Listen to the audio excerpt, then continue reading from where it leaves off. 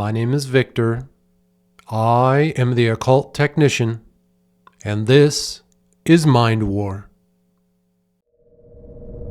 Mind War is sponsored by Victory Work Apparel. Use promo code Mind War. Join the Mind War today. Enlist at patreon.com/mindwar. Now, back to the show.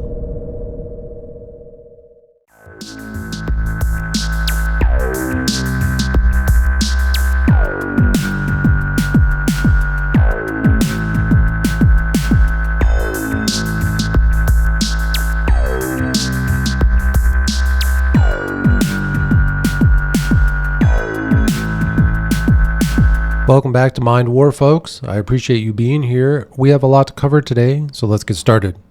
Folks, I hope you enjoyed the last episode of the Mind War podcast, where we began our section on magical theory from the book Magic History, Theory, Practice by Dr. Ernst Schertl. We went over 3 very important posts that I just wanted to do a quick review.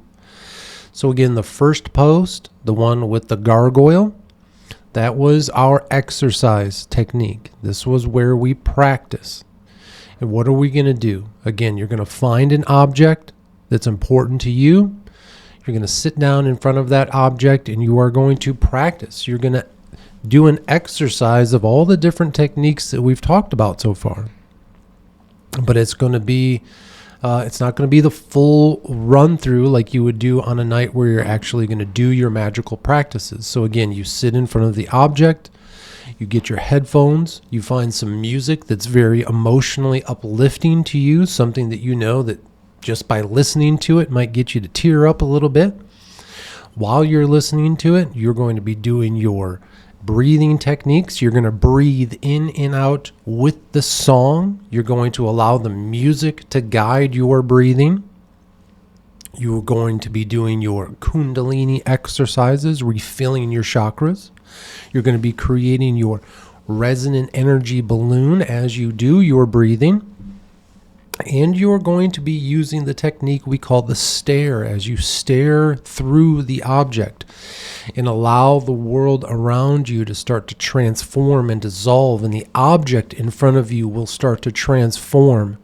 You will start to have sober-minded hallucinations. You're going to see things that the rest of the world isn't seeing through just sober-minded, sitting there breathing, listening to music, doing your techniques. This was the practice. This is the exercise that we do to prepare us for the next magical technique that we talked about in the last episode, which was facing our demons. Again, we've heard this phrase, facing your demons, all throughout history, it seems like. And we know the phrase facing your demons as looking at those issues that you're dealing with, looking at them in the mirror. What am I dealing with? I'm going to face this demon, this addiction that I have, whatever it may be. I'm going to face it. I'm going to deal with it, okay? But how do we do that in the occult and esoteric sense? Again, you place the black mirror in front of you. 1 or 2 candles behind the black mirror. That way the black mirror itself becomes just the darkest portal, just this black spot right in front of you. You're going to sit a few feet away. You're going to have to kind of measure it as you do it, because the lights from the candle are going to light up your face, and you need to sit far enough back away from the mirror where you can just kind of see yourself, see your reflection just a little bit in the mirror. And then through that state of somnambulance, again, low dose THC, psilocybin, listening to the Gateway Experience tapes, finding your magical music, doing your breathing techniques, your Kundalini, and the stare. As you stare through the black mirror, you see your reflection start to change. Your reflection will start to change into these kind of animalistic monster versions of yourself, these demonic versions of your own face. You will be facing your demons. That's what it means, right? And then finally, the third image that we looked at, we were working with a demon called Shax, S-A-S-H-A-X. And I talked about this before, but this is kind of how it works when you are working with these spirits and you ask them a question, right? And so I had asked Shax, please help me deal with reoccurring negative thoughts in daydreams, because I kept finding myself, as I was working on my art projects, instead of being appreciative, instead of being in the moment and focusing on what I was doing, I was having these negative thoughts from when I was working at the library, dealing with all the awful people there. And I asked Shax, please help me get past these negative thoughts. Help me stay focused and grounded in what I'm doing. And 3 separate times while I was working, when I should have been focusing on what I was doing, instead I was having these negative thoughts. I wasn't focusing, and boom, I hit my head in the same spot 3 separate times, and on the 3rd time I hit it so hard that it started bleeding. This was Shax reminding me, stay focused on your work. Quit having these negative thoughts. Quit having these bad thoughts. Now, does it still happen today? Absolutely. All the time. I catch myself in these far-fetched, fantasy-style negative events, right? I think about them, and I think we all do in some way. It's a way to maybe keep ourselves secure because we think of the threats that could be coming towards us. But if it becomes overwhelming or takes you out of the moment, we need to deal with those things. And that was a perfect example of what we're actually learning, what we're actually going through and doing while we do this work, right? So let's jump back into the theory section from the book Magic History Theory Practice by Dr. Ernst Schertl. We are going to pick up where we left off on page 58. And we start here. It says, this whole perception became totally baseless ever since modern energetics began to dissolve the thing concept itself. Kant, K-A-N-T, retracted himself into the reservation of the thing in itself and provisionally agglutinated from there the worldview of common sense. Okay, so we have an author named Kant, and he was able to really kind of more define what common sense meant. Common sense is very important. It's one of our kind of main focuses in life. Getting back to the center, the extreme center, extreme common sense and rationality in our life. If we look around us today, it seems like the world lives by an irrational thought process. It often feels like, the world, the organizations, corporations, and institutions, the society, culture, the religions, it seems like everything they do is irrational. It seems like everything they do goes against common sense teaching and beliefs. And often it can make normal people like us feel like you're going fucking crazy, man. Why are all of these things happening? Why are all of these organizations, corporations, and institutions that we thought we could rely on, why are they always doing irrational, non-common sense type things? It's a good question. And it's why we fight against them every day here in the Mind War. And again, work our way back towards that extreme center. Now, this was not possible anymore.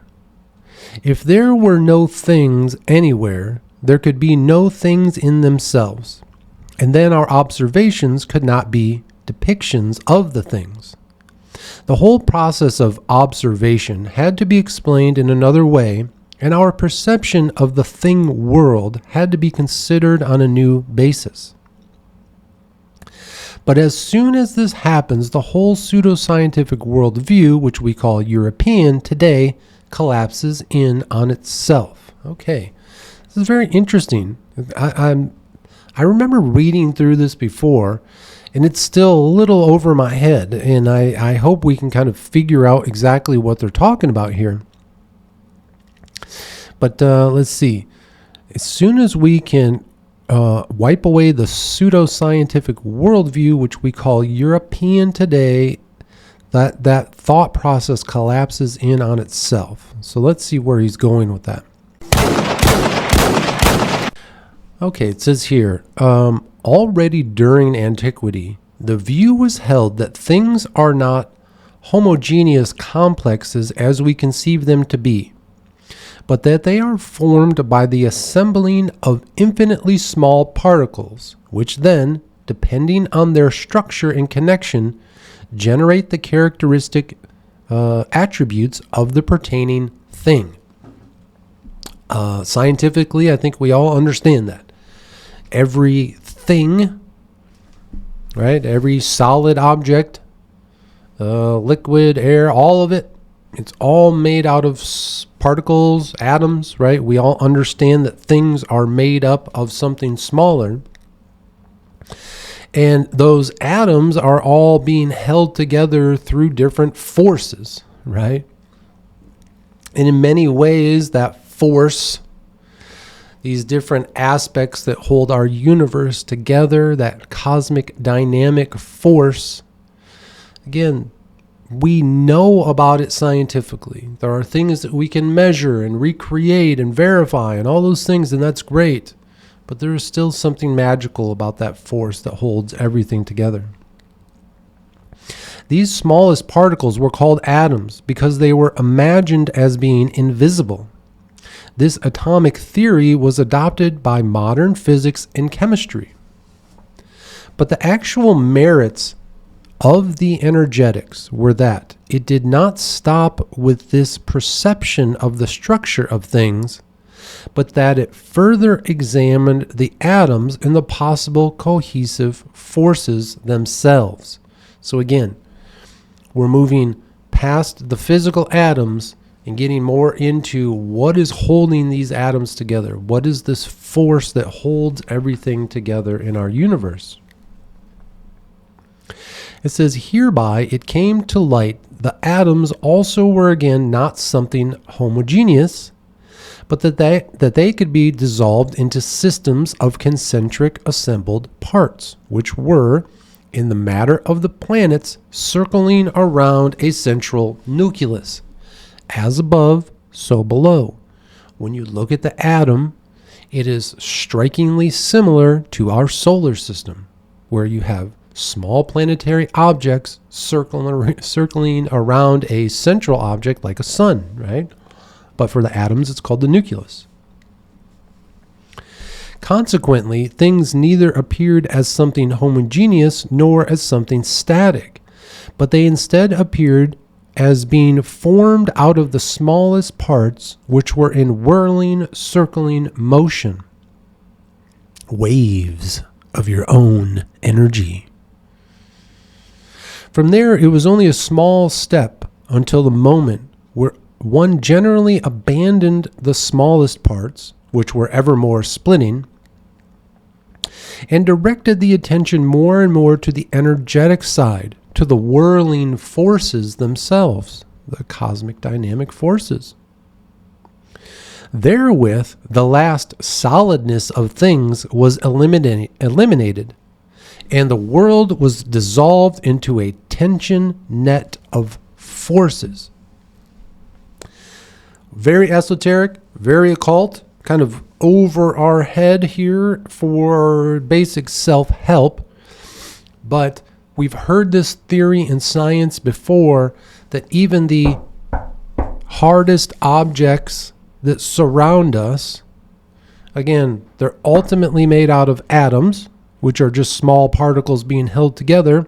Those atoms are then made up of small particles being held together. It's all being held together by these forces. And so what the author is saying here, and what some of these kind of esoteric scientists in a way are saying, is that everything in the world is just the forces that hold it all together. It's not even actually the objects that we can touch and see and taste and smell and all that. Again, this is way over what we're trying to do here, folks. We're trying to use magic as a form of self-help, but it's an interesting kind of esoteric way to get deeper into the meaning of where we live, kind of a different way of seeing things, right? And maybe it gives us a little bit better understanding of how to use the Force. But even if one wanted to hold onto the smallest parts, the basic fact was not affected. That things are nothing more than clouds of whirling tiny dusts, which retained nothing of the thingness. But if we nonetheless observe things, the process of observation cannot consist in a process of depiction. So, what he's talking about there is that the atoms that make up this podium in front of you do not carry any DNA that says that they have to be an atom that makes up this podium. Right? The atoms in this could end up being all sorts of other types of objects. Where I think with humans, in the way that we grow, it's different. Within our atoms and everything, the DNA is built into us in order to be a very specific thing, right? To grow into a human. So I think maybe there's some difference there. And we'll go on here. Again, we're on page 59 towards the bottom chapter. So, how do we gain our observations? How do we gain our impression of things?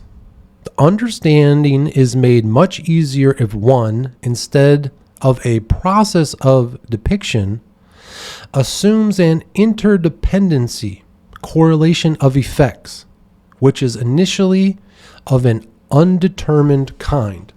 So again, the author's trying to get us here to understand that the things in our life are more than just the structures. It's made up of atoms which are held together with these forces, because I think what the author is going to try to get us to understand is that we have more power over those forces than we understand today, than we realize today. Certain force impulses effectuate at the level of our consciousness the emergence of certain mental images, which we call observations, but which have less similarity with the pertaining force, as the bell ringing with the electricity which is running it, or as a burn wound with the fire. Since at least two interacting powers belong to interdependency, it is clear that our observation images are not only caused by the force lines of the environment, but also by us ourselves, since we are after all hit by the force impulses. Okay, so the burn that occurs on your arm because you touched fire, the burn is not a depiction of fire. It's a depiction of the force that the fire creates. The force that the fire creates is heat. Heat is what did the burning, not the fire itself, but the heat that it creates.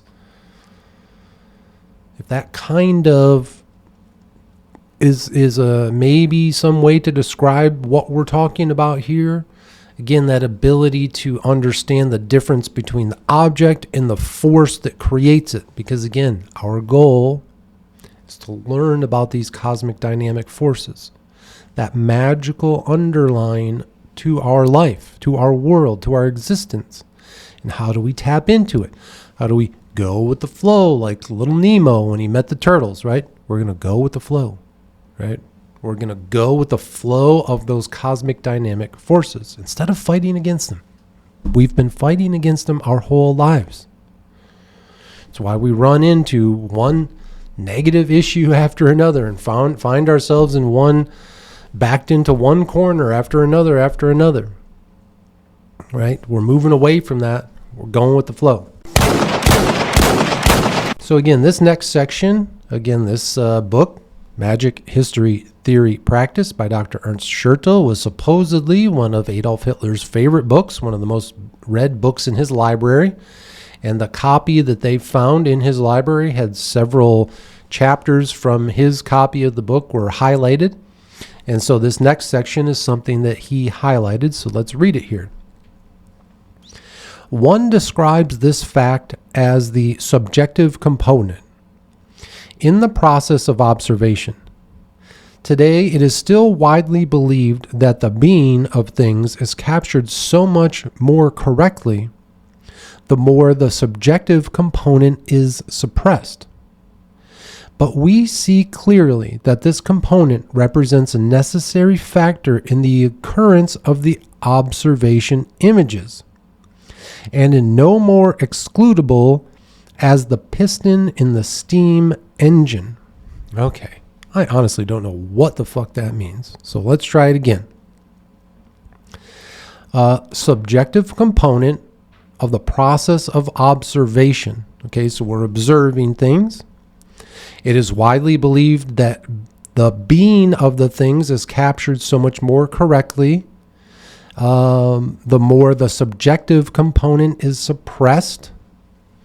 But we see clearly that this component represents a necessary factor in the occurrence of observation images. Again, I think we can, I guess one way to say that is we can take a picture of fire, but we can't feel the heat. Okay? Sure, you have a picture of fire, but now then show that to someone who's never seen fire and try to explain to them what heat is. It would be much more difficult, right? I think that's what we're getting at here. So let's go on to the next paragraph again here on page 60. Who actually is we with respect to our environment? The answer can only be found in the apparent paradox. We are a part of our environment. So true. We are indeed used to isolating our I as a closed whole from the rest of the cosmos, and to sharply differentiate between our I world, the microcosm, and the environment, the macrocosm. So it says here, again, we are part of our environment, and that's very important to think about. I think a lot of us, we wall ourselves off from the rest of the world in some ways. We watch the news and we see what's going on out there, and we think of ourselves as not part of it, but we absolutely are. Every one of us are a part of the whole, this whole story that's going on with humanity right now. Whether it's things that, we want to be part of or not, it doesn't matter. Everything that we do in our lives is, again, like that butterfly effect, which ultimately are affecting everyone else in the world. Again, like we talked about in the last episode, all of the things, all of your possessions, I'm guessing you didn't make them. Someone else and multiple someone else's were involved in creating those things and bringing them to you. And the hope is that with those things, you are then creating something new to pass on to someone else instead of just being a consumer, right? You want to actually produce things as well. So again, we are just a piece of everything. You cannot separate yourself from the world, right? As of this world, but not in it, or yeah, it's not how it works, man. You're in the world just like everyone else. Everything that you do affects everyone else as well. But on second thought, we actually do not exactly know where our I begins and where it ends. So where our individual sovereignty begins and then where our collective being begins. It's a very gray area. The borderline for most humans is probably at the skin surface of the body, since that is as far as their immediate sphere of feeling is ranging. This specification is nonetheless entirely arbitrary. So, one example would be the Mind War podcast, okay?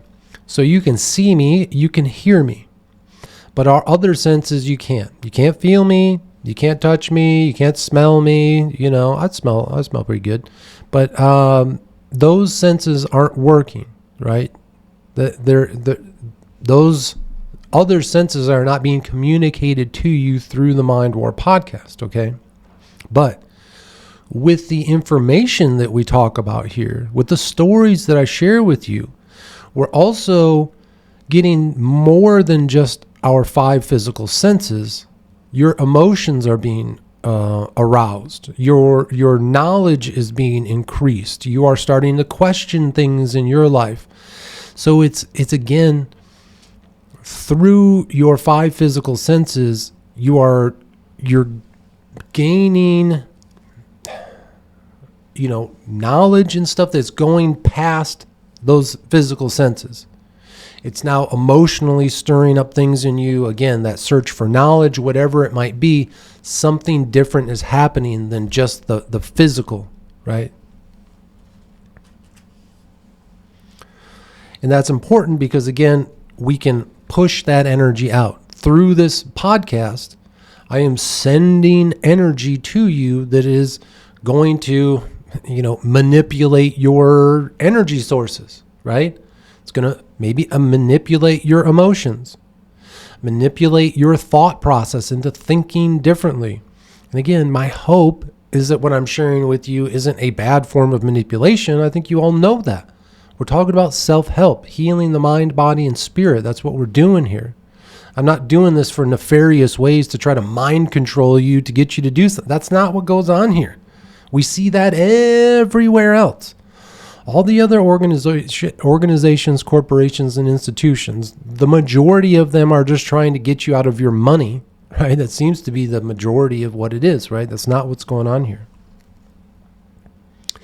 This specification is nonetheless entirely arbitrary. Some humans are able to expand their sphere of feeling beyond their skin's surface. Others have such a rudimentary feeling in their body that they hardly feel their extremities belong to them. Would that be weird? Are you a person who doesn't even feel like they fit into their body? Do they feel, are you someone who feels like this physical form isn't yours? I hope not. I hope you feel comfortable in your own skin. And we have heard there's some major celebrities. I think Post Malone is a good example of this.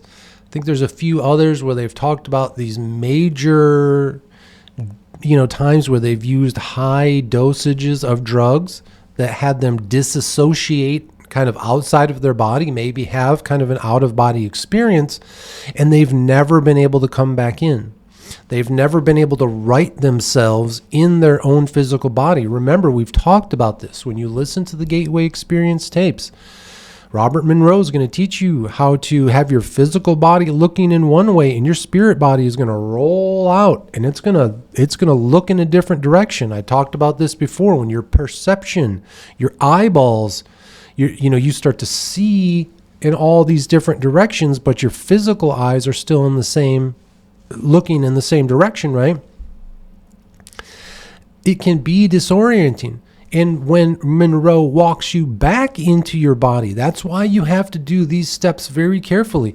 He tells you, now you're going to recenter. You're going to center back into your own vision. You're going to center back into your peripheral, right? You're going to refocus back through your own eyes, okay? I think guys like Post Malone and other people who feel disassociated from themselves, I think if they listen to the Gateway Experience tapes, maybe with psilocybin and THC, and redo these tapes over and over, I think they can recenter themselves, feel like they are not disassociated and dislocated from their physical body, but feel comfortable and grounded in their own skin again. And still, for others, nothing bodily belongs to their actual I. It is rather thought of as purely mental, even so far that certain sensual, spiritual emotions are felt as alien to I. Again, I hope that's not what your feeling is. I hope you feel comfortable in your own skin. I hope you understand that even the aches and pains of the body, they're part of the experience, right? Again, I'm in my mid-40s. The majority of my life, I've been very healthy, very happy. Definitely got old very quick here in the last few years and dealing with some health issues now. And it's pretty shocking. And when it happens to you, whatever age it is, it's going to come as quite a surprise to you. Just all of a sudden you wake up one day and say, man, things are just a little off. I feel a little weird. And it's hard to kind of get those back into how we felt when we were younger. And that's okay. Again, that's part of life. That's part of the experience. But I hope that you are grounded enough in your life, your physical body, your emotional body, and your spirit body, that they are all together as one. And when you feel your emotions, they feel yours, and instead they don't feel alien to you, right? And if you are someone who has those feelings, you don't feel right in your own physical body, your emotions feel alien to you, again, listen to the tapes. Take the psilocybin. It's going to reset you. It's going to bring you back into your physical body, right? So let's continue on here. It says, our I, so the letter I in quotes, it says, our I in the strict sense of the word is nothing else but a focal point, a center of consciousness, a knot within the infinite cosmic force net, in itself completely meaningless and only the principle of the dawning of consciousness. Okay, just like I was saying, our I, the letter I, capital in quotes, is our consciousness, our conscious being. And it's centered in our physical body where we perceive life through our eyeballs. Okay? This is being centered. When you have that out-of-body experience, you now leave that center. Your spirit body is traveling. It's looking in different directions. You are outside of the body and no longer centered in it. But it's important that when we come back again to get centered back in that physical body. I love that. He calls it the focal point or the center of consciousness. And it's a knot within the infinite cosmic force net. In itself completely meaningless. And only the principle of the dawning of consciousness. That is very interesting, the dawning of consciousness. But what we call I, in the sense of concrete personality, our real individuality, etc., is already a complex of elements of observation, and principally does not differ from the tangible environment, the I. Who we are, our personality, is made up based on the things we've observed throughout our life. I think we all understand that, right? Environment plays a massive role in who we become as individuals, okay? One person lives the good life, the other person lives the tough life. You're going to have two different personalities, two different individuals. They could be twins, come from the same parents, all that type of stuff. You put them in two different environments, you're going to have two different outcomes.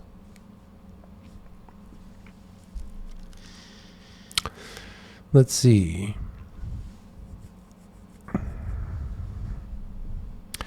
our body, our soul, are fundamentally nothing but certain complexes of observations, like a tree, a house, a star, or another thing.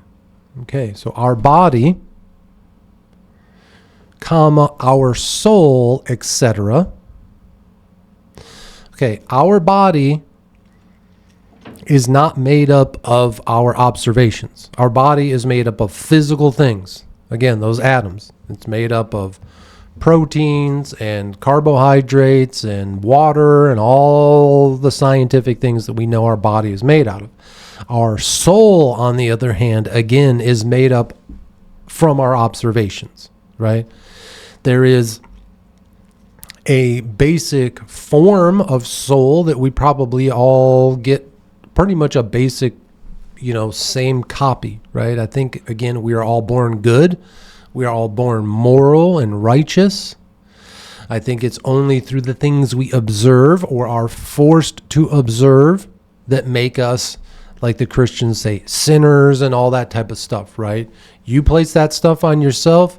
You observe yourself as a sinner. Now you've become a sinner. Great. Good job. We are observing ourselves different here in the Mind War. That's what we're doing. We're taking off all those other masks. We're taking off all those other filters that we were wearing before that were forced upon us by society, culture, and religion, removing those wet blankets, and we're seeing ourselves differently. It says that we nevertheless, sorry, it's a fun word, that we nevertheless compare our own person to the environment and often frantically defend it is due to the fact that our capability of consciousness is only connected with the cosmic force net at that point, which we call our I, and therefore this point possesses outstanding importance to us. So, our personal self, our individual, our ego, it's very important to us. It's one of our most important possessions, which is our observations, the life we've lived. Now, it's very different. Again, the environment that we've put in has created our observations, and it's very different than the physical body, but it's still our observations that we possess our soul in a way. It's kind of like this. If all of the physical possessions that I own right now were stripped away from me, it would be very difficult for me to come out and say, yes, my name is Victor, I am the occult technician, and I practice magic and all of that stuff. It would be, if everything was stripped away, it was very hard for me to say those things, right? And to be that thing, to be Victor, to be the occult technician, because it requires all of this, all of these things that you see here in a way for me to have you observe the occult technician in action, right? If you took all that stuff away. But fundamentally, I'm still Victor, the occult technician, even without any of these things, right? Again, our observations, the life that we've lived, our soul is still a thing without the physical body. We know that because we are more than physical matter. Therefore, our body, as the first surrounding layer of the environment, that's interesting. We think of our house and our neighborhood and our town and our city and our state and our country, and that's our environment. But our environment starts right here, our physical body. That's our first environment. We often worry about environmentalism. Are we destroying the planet? Start with your own body. Start with your own planet. Are you an environmentalist for your own health? Or is your health deteriorating in the same way that the planet is deteriorating because you are eating unhealthy foods that strip the earth of its natural abundance? You're killing the earth while at the same time killing yourself. You're killing both environments.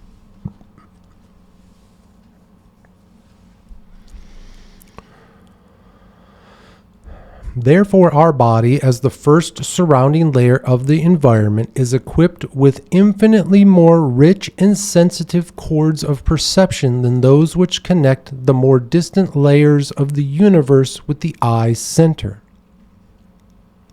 Our solar systems can perish, and perhaps we hardly notice anything about it, while the tiniest dust particle which penetrates into our eye, the tiniest blood vessel which bursts in our brain, leads to the most intense sensations. Our body is the stronghold of our consciousness, and our eye center is the point where the world forces converge for us and gain meaning. It's so true.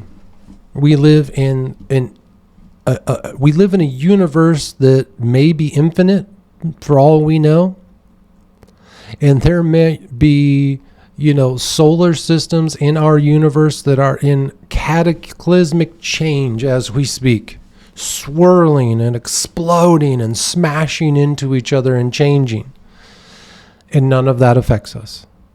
We don't feel it, we don't see it, we don't hear it, because we are safe in our solar system. We are safe in our environment, in the atmosphere that the earth has provided for us, that keeps us, sequestered away from the dangerous radiation and all the stuff that's in the universe that could destroy us, right? Thankfully, the earth has a shell of atmosphere around us that protects us. And all those other amazing things that are so much bigger than our world will ever be, they're happening out there right now, and they have no effect. But man, you get a paper cut, and the rest of your day, that tiny paper cut is the main thing you're focusing on. That's, again, when you are going about your daily life. You're observing the news. The news is so big right now. Let me tell you, folks, if the things that we've learned in the last few weeks aren't a complete proof that the info war is dead, the info war is over. We are now fighting the mind war. The mind war has begun. It's so clear now in the news. All of you info warriors out there who've been following this story and following that story and hoping that this savior was going to be the president and this, that, and the other, it's all over. The info war is dead. Watching these people flail around these last few weeks has just been so entertaining. These disgusting people who push this nonsense propaganda that just divides us and just keeps us all mired down in the lowest realms of thought and being, right? That info war is over. We're fighting the mind war now. We've moved beyond it. The mind warriors, citizen samurais, guerrilla gurus, and warrior monks here at the Mind War podcast, we've moved past the info war. And it's beautiful to see, because once you observe that, once you realize that, what you find is those things in the news, all that nonsense, all the propaganda and all the bullshit that they tell us is important, those are those giant explosions happening somewhere else in the universe. It doesn't matter. None of it is going to affect your personal life. Hearing these people talk about being demoralized by this news issue, or this guy didn't live up, to whatever they thought he was going to be. It's like, you guys are lost, man. You're still fighting the info war. The info war is over. It's the mind war now. We're moving towards the personal, the little. Bring it back. What's going on in your personal life? What's going on with your family, your friends, your local community? Let's bring it back to that. Quit worrying about the nonsense that's out there, because as we've learned over the last few weeks, it's all been a lie. 20 plus years of propaganda, all a lie. We knew it all along.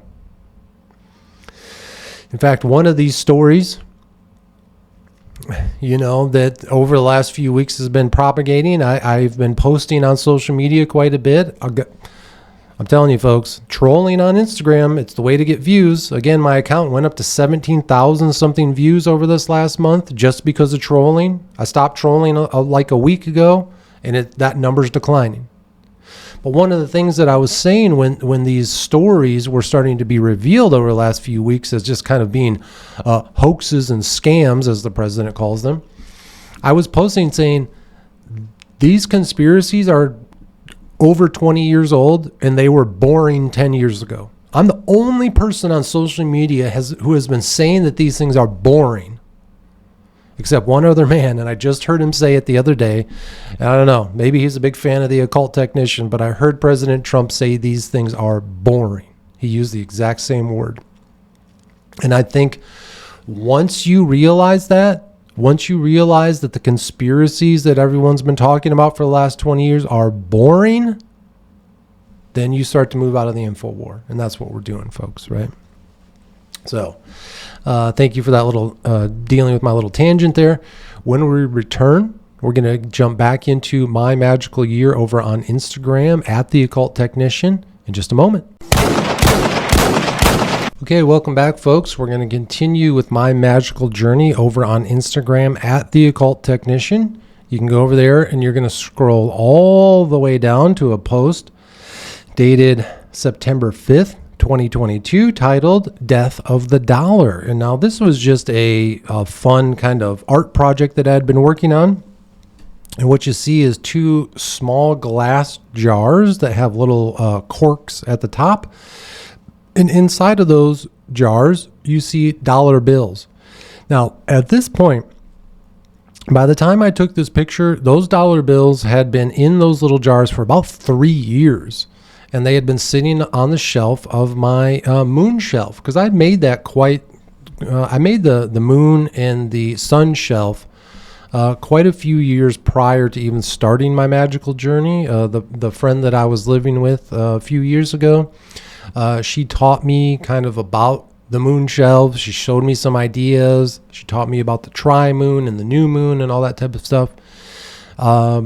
And again, that kind of started early. So these two jars had been sitting on the shelf for years. And so I wanted to kind of make an art project out of them. And so what I did is I took them out of the jars, as you see as you scroll through here. I took them and then I nailed them to my fence in the backyard, right? And I placed a little drop of blood on each of the dollars. And this is just an overall sense from what we were talking about before, where we see the coming death of the dollar. We are moving into some new form of currency. That's kind of what this project had started. This particular art project with the dollar bills was meant. It was meant to be, this transitionary phase. What I found is that it more represented my own personal financial situation, because as you go through, there are multiple iterations of this post here. The one we're looking at today, the dollars were fresh out of the jar, but over time they started to deteriorate. And as we go through over the remainder of the season and we find the later pictures, those dollars start to deteriorate in the same way that my personal finances were for quite some time. So again, that was just a fun art project. These are ways to express yourself, express the things that are going on in your life through art, through the symbolic meaning. You'll find symbolic meaning in your art, right? So the next post, again from September 5th, 2022, you're going to see the triangles with the black circles. These are the multicolored ones. They're colors of the rainbow. As you scroll through, you see ones that I'd made with the spray paint colors, and then others with wood stain. So black, brown, red, white, and blue. And then on the third page, you see that I had made almost, 20 plus of these triangles. And I did that for a reason. And that reason comes up in just a moment. So we're going to scroll again to our next post. This is from September 11th, 2022. This is, I believe, the first time that I used the obsidian ball, right? And in this post, you see that I believe it was this one.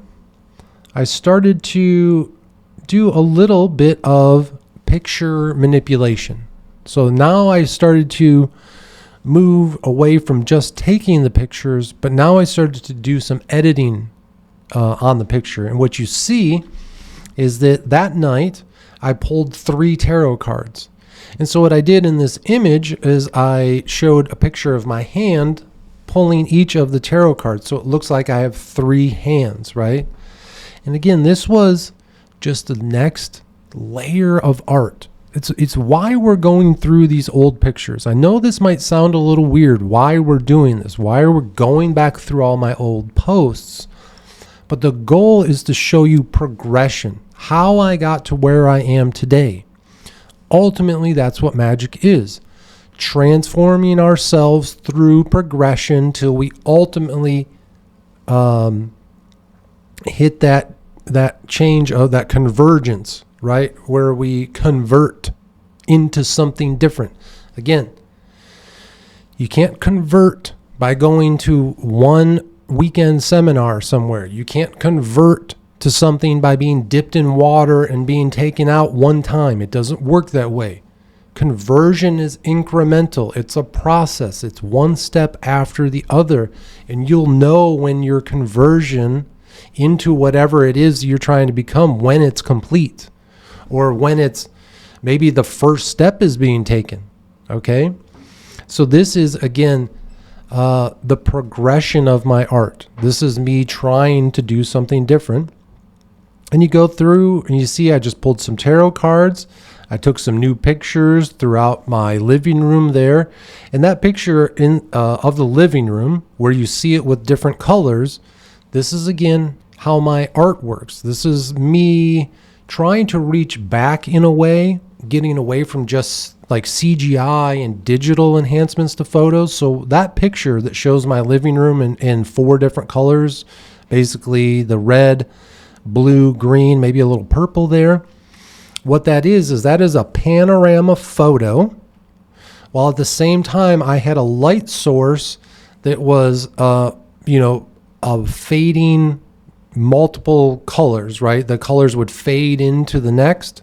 So as I was moving the panorama camera, the light was changing. So as I moved the lens of the camera throughout the room, the colors would change. That's why we got multiple colors in one photo. It wasn't because I went in and put a filter over them. Those were real life. Those changes were happening in real life. That's what I tried to do in my art. I know it's not much, but I wanted it to be something different than just CGI or applying filters and stuff like that, right? And then took a picture of the moon. And it's interesting because that picture 5 there of 6, a picture of the moon, and it looks like maybe it's from, there's hills or something like that. No, that's just the pickets from my fence. Just the way that I oriented that picture, it looks like, we're standing at the precipice of some giant monolithic structures staring up at the moon, when all that is just a tiny, the tiny ends of my fence there. And then that final photo, it shows the obsidian ball with a black handkerchief over it. Don't forget, folks, do not leave your crystal balls, your black mirrors, any of that. Do not just leave them out in the wild. Make sure you cover them. Number 1, if the sun hits them, they can create little prisms and maybe start your house on fire. But number 2, you want to give them reverence. You don't want them to just be open all the time. You want them to be something special, right? That's what all of this is. This is why I tell you, don't just pull 20 tarot cards a day and expect anything to come from it. Make it special. Make it something that you strive for, that you desire and hunger by the time the next new moon or the next full moon comes around, right? Make it special. Make it sparse, right? That gives power to it. Now, okay, this next post that we're going into, this is a big one. So this is from September 24th, 2022. And this is, I believe, the first photo of myself fully on my Instagram page, okay? This is, again, showing the progress of me coming out into the public, right? Again, before this Instagram, it's going to be very hard for you to find any social media on me. I almost didn't exist prior to coming to Instagram as the occult technician, right? There isn't much of me out there, okay? So on September 24th, 2022, when I made this picture, this was, again, me stepping out into the public. And even with that, I was still kind of hiding. I kind of blurred the image. I had my black aviator sunglasses on. But what it says here is there is a Psychic and Holistic Expo on October 8th and 9th. Okay. So what I did here, folks, is, again, this was the first year of me actually practicing magic. I had started it in January of 2022, and now we're talking about the end of September, preparing for this October, early October Psychic and Holistic Expo. So what happened that year is that there was this expo that came to a convention center that's literally just 15 minutes down the street from me. And I guess it happens every year, and psychics and holistic practitioners come and do an expo, right? And you go to the big conference room, and there they all are with their little booths, and they're selling you tarot cards and incense and crystals, and they're doing tarot card reads for you, and there are people there with all sorts of electronic gadgets which can show you your aura and all sorts of stuff. And you see people, getting their palm read, and they're crying and stuff. Very fun.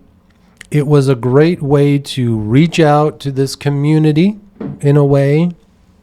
It also kind of showed me who the charlatans are. Again, I've told you before, you cannot heal your mind, body, and spirit by simply going to some expo on a weekend for a few hours, getting your palm read, getting a tarot card read, and thinking that your life is going to be transformed. That's not how it works.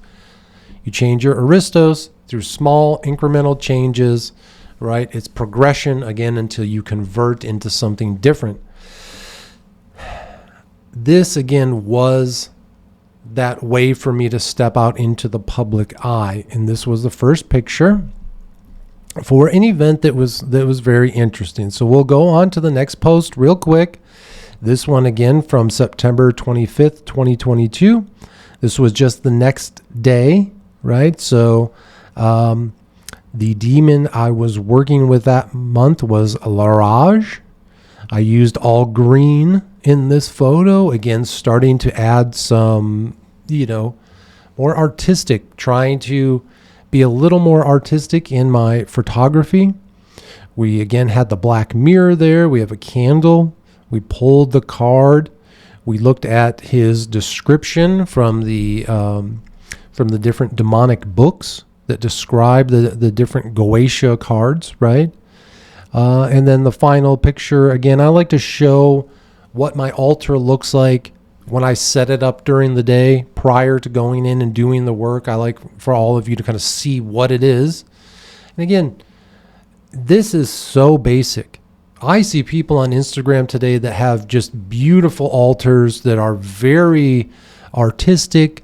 They're over the top in a lot of ways, and those are awesome. And I strive to even be able to get there. I hope someday throughout the remainder of this project that some of my posts can become more dynamic. I hope they are. Right now, it's less. We are in a very stripped down phase right now. My magical practices are very basic at the moment. I find myself in a kind of holding pattern. A lot of changes have occurred this year, and so I'm letting things settle before I get back into magic, right? Before I get deep back into it. I'm still practicing magic every full moon, every new moon, but it's not to the same intensity that I was in these early days, right? So let's go on to our post from October 9th, 2022. This is right after the expo. So that weekend I went to the holistic expo, right? And this is what my booth looked like. So I actually went in, I paid $200 to be a part of the expo. I got my little booth. I set up my table there with all the different triangles on the table, all of my American flag triangles along the sides. I had several moon shelves and sun shelves made. And then, of course, my sigil here. I took that whole, as you see in the third picture there, I took that whole setup. I took it to the event center, and it was me just showing it off to everyone. I thought that people were going to want to buy these things. I quickly realized there are no customers for this, right? No one really wants to buy this art, which I understand completely. And what I realized during the expo is, I'm not selling any of this. I love this art. This is my art. It's kind of what I learned, because my original thought with some of this art was, maybe I'll make just wooden American flags and sell those. But those are a dime a dozen. There's a million guys out there making that stuff. And I quickly realized that what I'm doing here is more than just mass producing wooden art to try to sell and make a little bit of money. And I realized how freaking exhausting it is trying to do woodworking, and the small amount of money you could even make from it. You really have to dedicate your whole life to being a woodworker if you want to make money that way, right? But this was very important for me to come out and do this. This was a personal exploration. This was stepping outside of my comfort zone. Again, at this point, I had been living alone for quite some time. The last thing I wanted to do was show my face to the public, right? And in fact, to be very honest, my hope with doing this is that I was going to run into the person who had left, right? The beautiful young woman that I lived with for a few years there. She kind of introduced me to a lot of this magical practice that I'm doing now. I really kind of had a hope that I was going to run into her, right? So there was some very selfish reasons for going to the expo as well. Reasons that after the expo, I realized, okay, what am I doing, right? Is this really why I wanted to do all this work? Is this really why I paid the money to go into the expo and all that stuff? And again, it helped me step back from the ego saying this is what you want. You want to reconnect with this person, or you want to sell your art. All of these things that my ego thought I should be doing, it all started to melt away. I realized that's not what I'm doing. I still didn't know what I was doing. I still had no idea there was going to be a podcast at this time. I still didn't know that I was going to be doing a deep exploration on the Gateway Experience tapes, where at the end my mother would pass away and I would end up living with my father and caring for him. And now having Callie and the Moon Princess be part of my life. I had no idea any of these things were going to occur just a few years ago. This man that you see standing in the expo with all of his art had no idea that the man you see here in front of you today was going to be doing this. Again, this is the power of transformational magic. But I had to do the work, just like you have to do the work. You have to continue down a path that is not lit. Again, we're working in the abyss here. We're working in the darkness with what we do. You're going to be walking down a path where you cannot see 2 feet in front of you, but you got to keep fucking walking. You have to keep going forward. There can be no fear. There is no fear here in the mind war. You have to keep going forward even when you don't know why. I didn't know when I spent all those weeks building this sigil art behind me that it was going to be this beautiful centerpiece of my podcast studio. I didn't know that the symbol you see in front of me was going to become my logo for my clothing apparel brand, right? I had no clue. I didn't know that when I started. But because I had these things, because I put the work in and built them, Then when it came time for them to be revealed for their true purpose, now they were there. The tools were there for me to move forward into this podcasting world, right? So again, we move on to our next post. Again, this was from October 9th, 2022. So you don't get any time off. The night of the expo was a full moon. So I had to go, after spending like 10 hours at the expo on that Saturday, I had to go and then do my magical practice. And of course, I brought the elements with me from the expo. I brought all the different colored triangles. I used my obsidian ball there. And you can see I just pulled some tarot cards. I started to show a little bit of behind the scenes, and kind of I took a nice picture there to show you what it looked from my vantage point, right? And then the last post that we're going to be looking at today, I know this was a long one. We went through a lot of different posts here, but the last one was from October 15th, 2022. And the title of that is Sealing the Collection. And what you're going to see here is the very first triangle art that I built, right? Like the one you see in front of me.